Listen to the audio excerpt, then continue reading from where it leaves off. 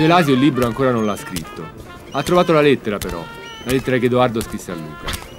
Si racconta di quando negli anni 70 Gianni, passeggiando per Portofino, vide un signore con al guinzaglio un pinguino.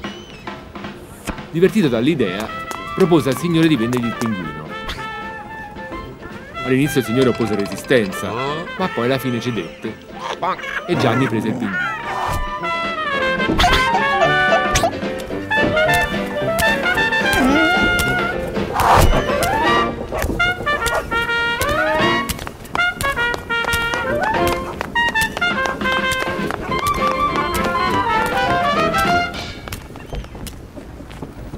Gianni decise che il posto migliore per lasciare il pinguino fosse la grande antica villa di campagna.